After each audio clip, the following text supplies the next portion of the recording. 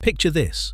A grieving widow in Yorkshire signs a funeral bill for £4,500, never once being told she could have done almost exactly the same thing, perfectly legally, for under £1,000.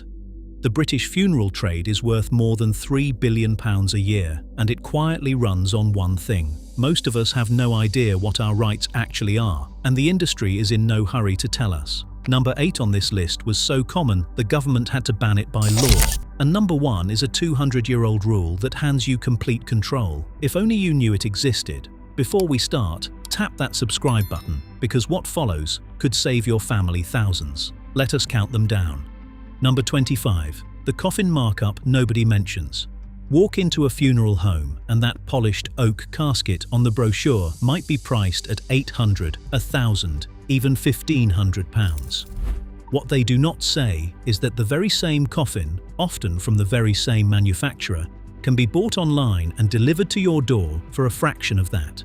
A simple, dignified coffin can be had for under £200. The funeral director is not obliged to tell you this, and many will quietly discourage it, because the coffin is where a tidy slice of the profit hides. Some firms will not even sell you a coffin on its own, only as part of a full package, but you are well within your rights to supply your own. That single decision can knock hundreds of pounds off the final bill, and the person inside will never know the difference. Number 24. You choose the crematorium, not them. When a funeral director hands you a plan, the crematorium is usually already filled in. The local one, the convenient one, the one they always use. What they tend not to mention is that you can use any crematorium you like. Fees vary enormously, sometimes by hundreds of pounds, between two crematoria just a few miles apart. One council-run site might charge £800 for a slot, while a neighbouring one charges over £1,000 for the same 30 minutes. A weekday morning slot is almost always cheaper than a popular afternoon one, sometimes by £100 or more for nothing but the time on the clock. Nobody is going to volunteer that information, because shopping around is the last thing a busy funeral home wants you doing on its behalf. But the right to choose is entirely yours, and that one phone call to compare can pay for the wake on its own. Number 23. A hearse is a tradition, not a requirement. That gleaming black hearse, the slow procession, the cap doffed at the door, it is theatre, and it is expensive. Here is the secret. There is no law in Britain that says a coffin must travel in a hearse. A coffin can be carried in the back of an estate car, a private van, or a family vehicle, provided it is done with care. Families across the country are quietly doing exactly this, transporting their loved one themselves in a final, personal act. The funeral trade has spent generations teaching us that dignity is measured in chrome and horsepower, that a Rolls-Royce somehow honours the dead more than a Ford. It does not. The hearse is an option you are paying handsomely for, and you are free to decline it. Number 22. Limousines are pure profit. After the hearse comes the line of mourners' limousines, and each one can add £150 to £300 to your bill.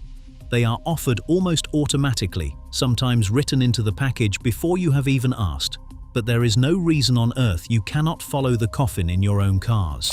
Friends and family driving together, sharing lifts, is not only cheaper, it is often warmer and more natural than sitting in a stranger's hired car. The limousine exists because it looks the part and because grieving families rarely think to say no.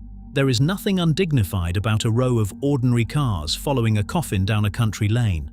If anything, it is the people inside them who matter, not the badge on the bonnet. Saying no costs you nothing but a moment's courage and saves a small fortune that is far better spent on the living. Number 21. The flower racket. Order flowers through the funeral home and you will pay a premium, sometimes double, for the convenience. The trade often takes a commission from the florist they recommend, which is precisely why they recommend them. Order directly from a local florist yourself and the same arrangement costs far less. Better still, a hand-gathered bunch from the garden, a single white rose, or a sprig of rosemary for remembrance can be more moving than the most expensive wreath and costs almost nothing. Floral tributes can run anywhere from £40 to £400. That is a vast range to be steered through by someone earning a cut of what you spend. The flowers should be about love, not margin. Number 20. Order of service printing.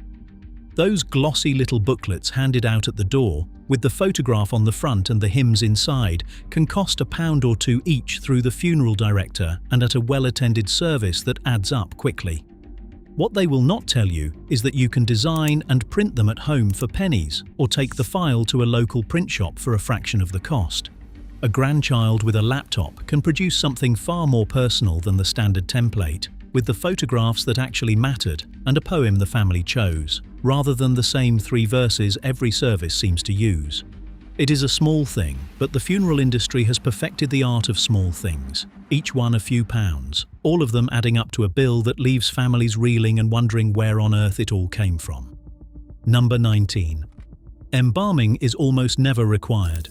Here is one they really would rather keep quiet. Embalming, often dressed up on the invoice as hygienic treatment, is not a legal requirement in Britain. The only time the law insists on it is when a body is being flown overseas. For an ordinary funeral, at home in this country, it is entirely optional. Yet it is frequently presented as a routine, necessary step, with a price tag to match. If you choose not to have a viewing, or you keep the time between death and the funeral short, there is often no need for it at all. The soft language on the bill, treatment, preparation, care, is designed to make a costly and invasive procedure sound like a kindness you would be cruel to refuse. You can refuse it.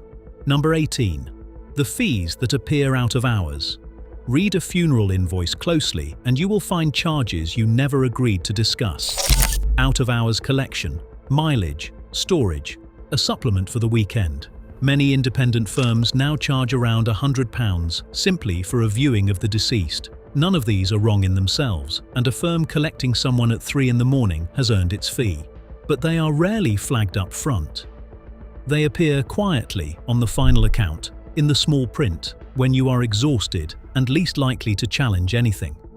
The single best defense is simple. Before you agree to anything, ask for the full written, itemized price list, and query every single line you do not understand. Which brings us neatly to a right you may not know you have. Number 17. Funeral wishes in a will mean nothing. This one shocks people. The instructions you leave in your will about your own funeral, burial or cremation, hymns, the lot, are not legally binding. Not one word of them. Under British law, the executor, or next of kin, has the final say over what happens to the body, and they can ignore your written wishes entirely if they choose. Worse, wills are often not even read until after the funeral has taken place.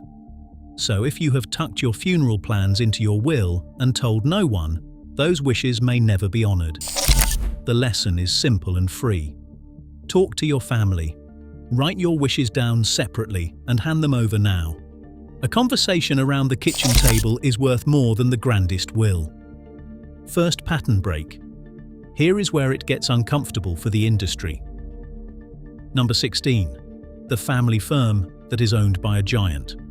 That funeral home on your high street, the one with the founder's name above the door since 1923, the one your family has always used, may not be the independent local business you think it is. Over the years, large national chains quietly bought up hundreds of trusted local names and kept the old signs up, precisely because the trust was worth more than the truth. Independent, genuinely family-run funeral directors are often 20 to 40% cheaper than the big corporate groups for an identical service. The law now requires firms to disclose who ultimately owns them, but you have to look. Get a quote from a true independent and a quote from the name you have always trusted, and you may be astonished at the gap. Number 15. They are legally required to show you the prices. For decades, getting a straight price out of a funeral director was nearly impossible, and that was no accident.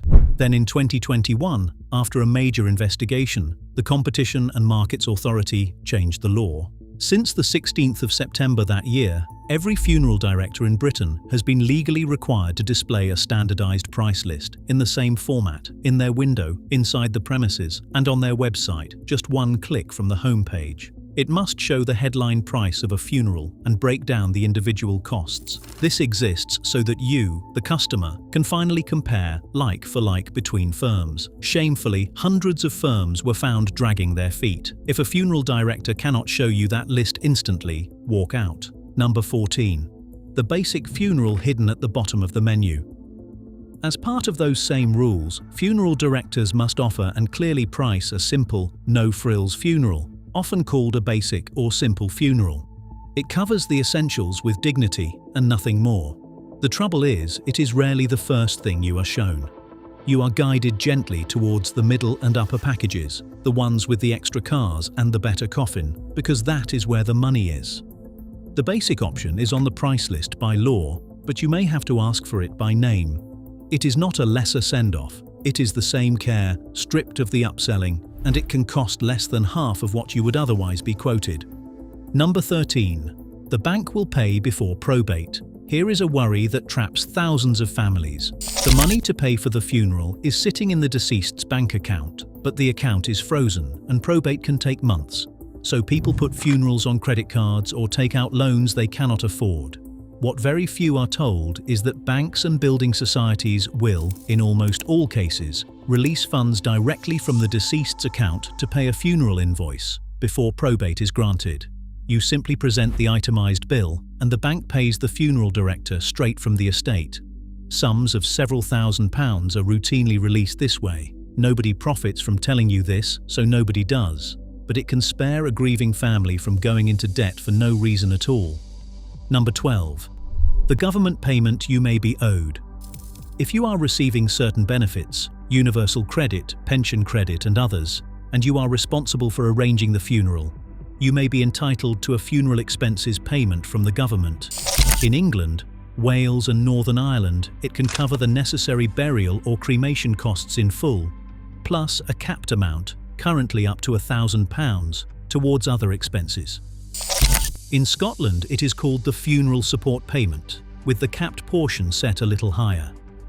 It will not cover a lavish send-off, and the capped figure has not kept pace with real costs, but it is real money that goes unclaimed every single year, because grieving people simply do not know it exists. Check your eligibility. It is your money, not theirs. Number 11. The headstone and the lease you do not own. When you bury someone, you are often not buying the grave outright. In most cemeteries, you are buying the exclusive right of burial, a lease, frequently for 50 or 75 years, after which it can be renewed or revert to the council. People are rarely told this clearly. Then comes the memorial. Headstones bought through the funeral director or cemetery carry hefty markups, and many cemeteries charge a separate fee just for the permission to erect one. An independent stonemason will almost always quote you less than the figure on the funeral home's brochure. Ask exactly what you are buying, for how long, and what every fee is for before you sign. Number 10. Green burial costs less and asks no embalming. The natural burial movement has quietly become one of the best-kept money-saving secrets in the country. Britain now has more than 270 natural burial grounds, woodland and meadow sites, where a body is laid to rest in a biodegradable coffin or simple shroud, with no embalming, no concrete, often a tree instead of a headstone. Plots in municipal natural sections can start from around £500, far below the cost of a traditional cemetery grave in many towns. These grounds are also among the most welcoming to families who want to handle things themselves. It is cheaper, gentler on the earth, and frequently more beautiful than a row of polished granite. The traditional trade is in no rush to point you towards it. Number 9. You can scatter ashes almost anywhere, for free. After a cremation, you may be offered a memorial plot, a niche in a wall, an engraved plaque, each with its own ongoing fee. What is rarely mentioned is that you are free to scatter or keep ashes almost anywhere, at no cost at all. A favourite hilltop, a beloved garden, a stretch of coast, a river, all are generally permitted, often needing nothing more than the landowner's permission and a little common courtesy. There is no law forcing you to pay anyone to keep your loved one's ashes. The urn-upsells and memorial niches are services you may genuinely want, and for some families, a fixed place to visit brings real comfort. But they are choices, not obligations. And the cheapest, most personal option costs nothing but the journey there and a quiet moment to remember. Second pattern break. Now we get to the things they actively fought to hide. Number 8. The referral kickbacks that had to be banned. For years, some funeral directors paid hospitals, hospices, and care homes to steer grieving families their way, and cultivated cozy arrangements with coroners' offices and the police to be first on the scene. Picture it. Your loved one dies, and the recommended firm you are gently handed was recommended because money changed hands behind your back, not because they were the best or the cheapest. It was so widespread and so wrong that in 2021, the Competition and Markets Authority made it illegal. Funeral directors can no longer pay to be referred by hospitals, care homes or hospices, nor tout for business through coroner and police contracts. If you were ever just given a name at the hospital, this is why you should still get your own quotes. Number 7. The doctor's fee that was abolished. For decades, cremations in England and Wales carried a charge for 2 doctors to sign the forms, a fee informally known in the trade as ash cash, that quietly added the better part of £200 to the bill. In September 2024, as part of wider reforms, that fee was abolished in England and Wales. Scotland scrapped its equivalent years ago. Here is the catch. Old habits and old invoice templates die hard, and not every firm has updated its paperwork. Check your bill carefully. If a doctor's or medical certificate fee for a cremation is still sitting there in England or Wales, question it politely but firmly, because it should no longer be there at all. Only in Northern Ireland does a medical fee of this kind still apply. A bill is not gospel just because it is printed on headed paper. Number 6. Direct cremation, the option they buried. This is the big one the trade spent years pretending did not exist. A direct cremation is a simple, unattended cremation with no service beforehand. The person is cared for, cremated quietly, and the ashes returned to you, leaving you free to hold whatever memorial you wish, whenever and wherever you like, at your own pace and cost. The average direct cremation costs around £1,600. Some reputable national providers offer it for under £1,000. Compare that to the £4,200 or more for a traditional cremation funeral. It now accounts for roughly 1 in 5 funerals in Britain, and it is the fastest growing choice in the country, precisely because families discovered it despite the industry, not because of it. Third pattern break. And here the warnings turn serious. Number 5. The prepaid plan that can vanish. Prepaid funeral plans are sold as peace of mind, lock in today's price, spare your family the burden. For many, they are genuinely sensible. But here is the secret the glossy brochures glossed over for years. The industry was, until recently, almost completely unregulated. In March 2022, a company called Safe Hands collapsed, and around 46,000 people who had paid thousands of pounds each were left with a tiny fraction of their money back. Only from the 29th of July 2022 did the Financial Conduct Authority finally take charge. Now plans must be properly protected, come with a 30-day cooling-off period, and providers must be authorized. Before you ever buy a plan, check the provider is on the FCA register. If they are not, walk away. Number 4. The funeral the council must provide. This is the safety net almost nobody knows exists, partly because of the cruel old name attached to it, the pauper's funeral. Today it is called a public health funeral. By law, if a person dies and no one is able or willing to arrange and pay for their funeral, the local council must step in and provide a simple, respectful cremation or burial at no cost to the family. It is not workhouse shame, it is a dignified legal duty.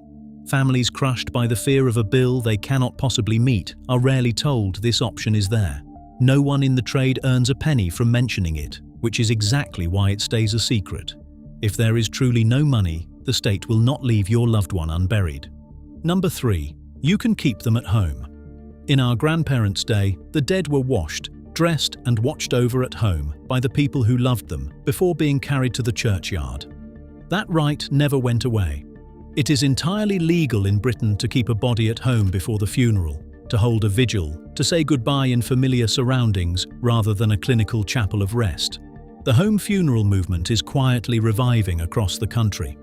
With the correct paperwork in place and a little practical guidance, often freely given by natural burial grounds, families are reclaiming a goodbye that costs almost nothing and means everything. The trade built its business on the idea that this is too difficult, too distressing, best left to professionals. For generations, ordinary people did it themselves. Number 2. There is no law that says you need a funeral director at all. Let that sink in, because it is perhaps the most powerful sentence in this entire list. In England, Wales, Scotland and Northern Ireland, there is no legal requirement whatsoever to use a funeral director. A family can lawfully arrange and carry out the entire funeral themselves: the paperwork, the coffin, the transport, the burial or cremation. It is sometimes called a DIY, or family-led funeral, and a carefully managed one can cost between £1,500 and £2,500, against £4,000 or £5,000 for the traditional route. Crematoria and burial grounds cannot refuse to deal with a family directly. It is hard work at a hard time, and not for everyone. But the choice, the entire choice, has always been yours. And finally, number 1. You are in charge, not them. Here is the 200-year-old secret the whole industry rests on you never quite grasping. In British common law, there is no property in a dead body. No one owns the deceased, not the hospital, not the mortuary, and certainly not the funeral director. The funeral director is not your boss. He is your agent, your hired hand, employed to do only the tasks you choose to hand him and nothing more. You can take possession of your loved one. You can decline any service on the list. You can question any fee. You can walk away and use someone else. And remember, in England and Wales, funeral directors still are not even formally regulated. So your scrutiny is the main protection there is. The power was always yours. They simply prayed you would never ask. So there it is. 25 things the funeral trade would rather you discovered too late. Here is my one request. Do not wait for grief to learn these. Have the kitchen table conversation this week. Write your wishes down. Tell your family about the bank releasing funds, the direct cremation, the council's duty, and the simple fact that you are the one in charge. Then tell me in the comments which of these shocked you most, because I suspect number 4 will surprise more of you than any other. Knowledge is the only thing in this whole business they cannot put a price on. Now you have it. Pass it on.